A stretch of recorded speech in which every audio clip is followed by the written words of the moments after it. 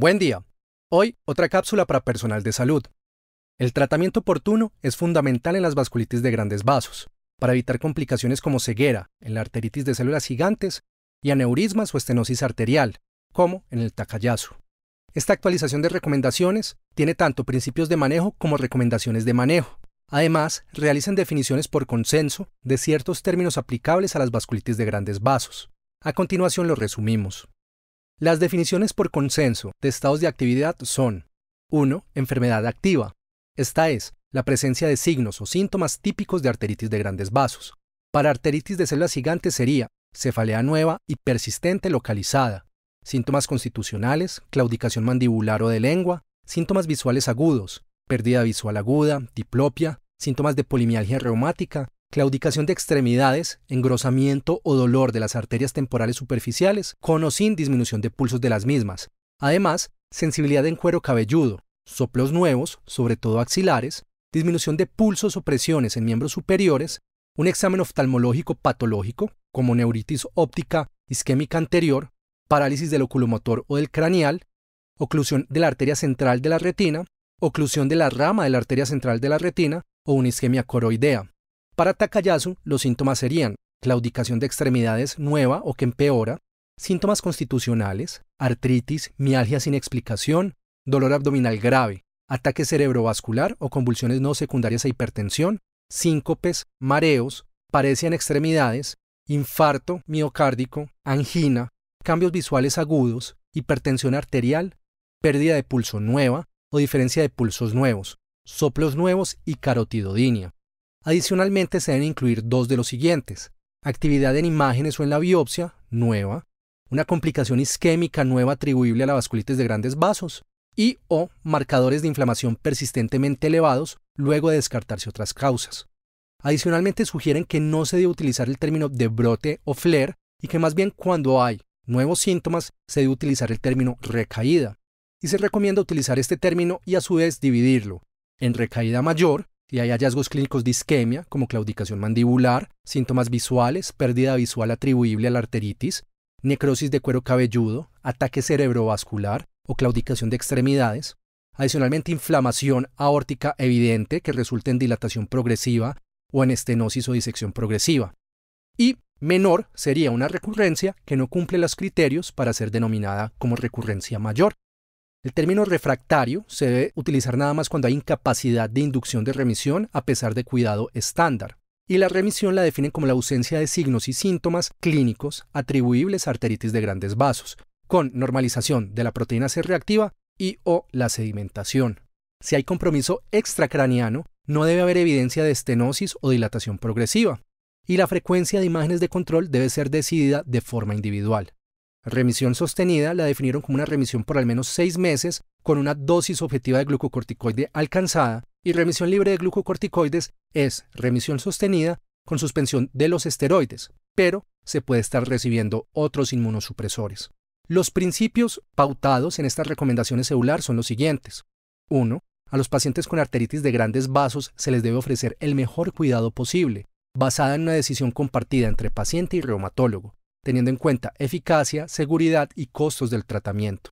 Segundo, los pacientes deben tener acceso a educación que se especialice en el impacto de la arteritis de grandes vasos, como signos de alarma y los efectos del tratamiento, incluidos los posibles efectos adversos. 3. Debe haber un tamizaje para comorbilidades asociadas al tratamiento y la enfermedad, y además intervención de las mismas. Aparte de esto, hay unas recomendaciones. Estas son: primero, todas las personas que presenten signos o síntomas sugestivos de arteritis de células gigantes o arteritis de Takayasu deben tener remisión urgente a un equipo especializado para diagnóstico y manejo de esta sospecha. Segundo, la sospecha de arteritis de grandes vasos debe tener confirmación por imágenes, sea ultrasonografía, resonancia de arteria temporal o craneana, tomografía, PET-CT o imágenes por resonancia de aorta o circulación extracraneana. También se puede utilizar para confirmar la histología, como la biopsia de arteria temporal. Se deben iniciar altas dosis de glucocorticoides, o sea prednisolona 40 a 60 mg día para inducción de remisión en los pacientes con vasculitis de grandes vasos activa. Una vez haya control, se recomienda disminuir la dosis con un objetivo de 15 a 20 mg al día de prednisolona en 2 a 3 meses y en 12 meses estar con menos de 5 mg al día de prednisolona en arteritis de células gigantes y menos de 10 mg al día de prednisolona en arteritis de Takayasu. En la arteritis de células gigantes, con síntomas visuales, se sugiere un inicio de dosis de metilprednisolona urgente de 250 a 1000 miligramos por día por al menos 3 días. La terapia adicional debe ser evaluada en casos seleccionados, como en la arteritis de células gigantes, ya sea en casos refractarios, recaída, presencia de alto riesgo de efectos adversos a los glucocorticoides o complicaciones, y en estos casos se puede considerar tocilizumab. El metotrexate podrá ser utilizado como una alternativa.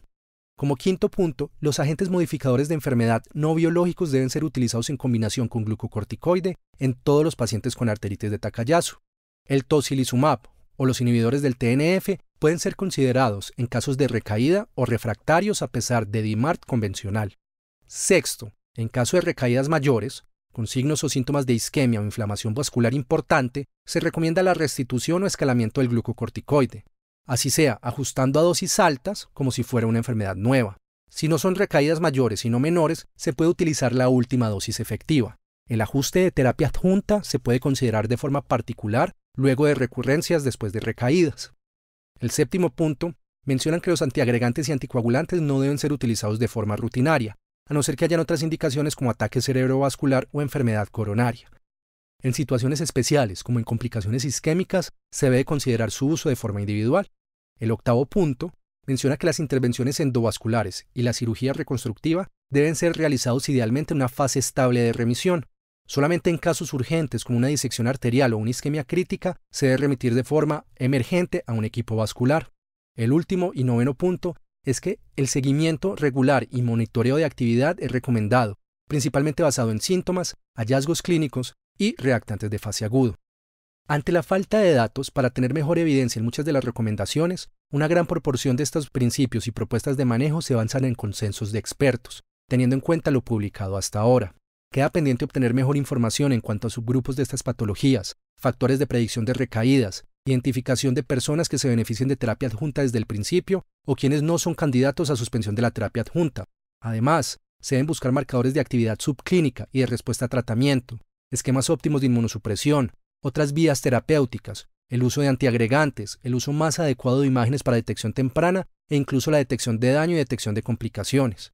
Por este motivo, probablemente estas recomendaciones tengan nuevas actualizaciones en los años a venir. Los esperamos con información concisa y de utilidad en una próxima cápsula.